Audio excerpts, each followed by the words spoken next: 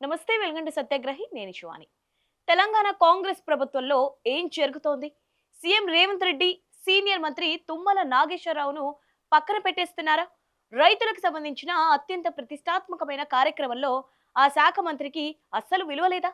ప్రస్తుతం తెలంగాణ రాజకీయాల్లో ఇదే హాట్ టాపిక్. రైతు భరోసా నిధుల విడుదల కోసం రేవంత్ సర్కార్ భారీ ఎత్తున ప్లాన్ చేసింది. కానీ ఆ ప్లాన్ వెనుక జరిగిన కొన్ని పరిణామాలు, విడుదలైన ప్రభుత్వ ప్రకటనలు ఇప్పుడు కాంగ్రెస్ పార్టీలో పెద్ద దుమారాన్నే రేపుతున్నాయి. అసలు తుమ్మలను రేవంత్ కావాలనే టార్గెట్ చేశారా, లేక ఇదంతా అనుకోకుండా జరిగిందా? ఈ స్టోరీలో డీటెయిల్ గా విశ్లేషిద్దాం. స్కిప్ చేయకుండా చివరి వరకు వాచ్ చేయండి. నిజానికి రేవంత్ సర్కార్ రైతు భరోసా కోసం మొదట ఖమ్మం జిల్లా మధిరాలో భారీ ఎత్తున బహిరంగ సభ నిర్వహించాలని ప్లాన్ చేసింది. మధిర అనేది డిప్యూటీ సీఎం భట్టి విక్రమార్క నియోజకవర్గం. ఉమ్మడి ఖమ్మం జిల్లాలో తుమ్మల నాగేశ్వరరావు అత్యంత సీనియర్ నాయకుడు. అయితే వర్షం వల్ల ఖమ్మం జిల్లాలో జరగాల్సిన సభపై ఒక్కసారిగా బ్రేకులు పడ్డాయి. చివరి నిమిషంలో మధిరా సభను క్యాన్సిల్ చేసి వేదికను హైదరాబాద్ కు మార్చింది ప్రభుత్వం. ఈ కథనంలో అసలైన ట్విస్ట్ ఇక్కడే ఉంది. హైదరాబాద్ సభ సందర్భంగా దాదాపుగా అన్ని ప్రధాన పత్రికలకు ప్రభుత్వం కోట్లాది రూపాయల ఖర్చుతో భారీ ఎత్తున ప్రకటనలు ఇచ్చింది. రైతు భరోసా నిధుల విడుదల అనగానే రాష్ట్ర వ్యాప్తంగా రైతులంతా ఆసక్తిగా చూశారు.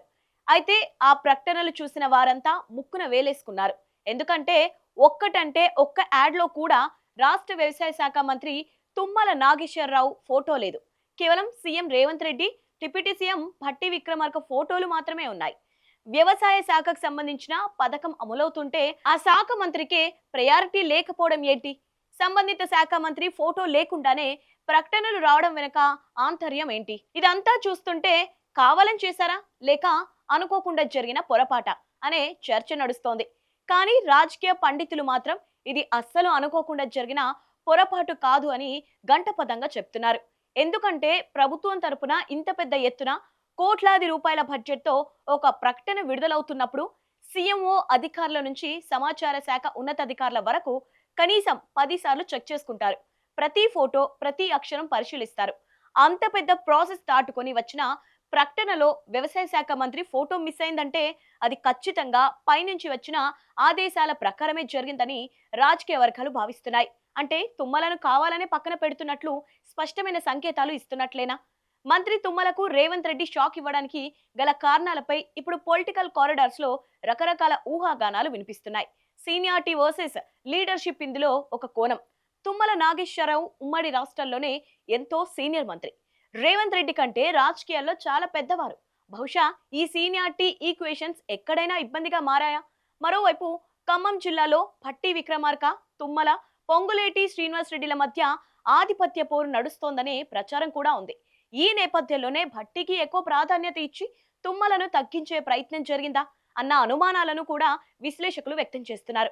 ఇక రైతు భరోసా మార్గదర్శకాల విషయంలో లేదా నిధుల కేటాయింపు విషయంలో సీఎంఓ నిర్ణయాలకు, తుమ్మల ఆలోచనలకు ఎక్కడైనా గ్యాప్ వచ్చిందా?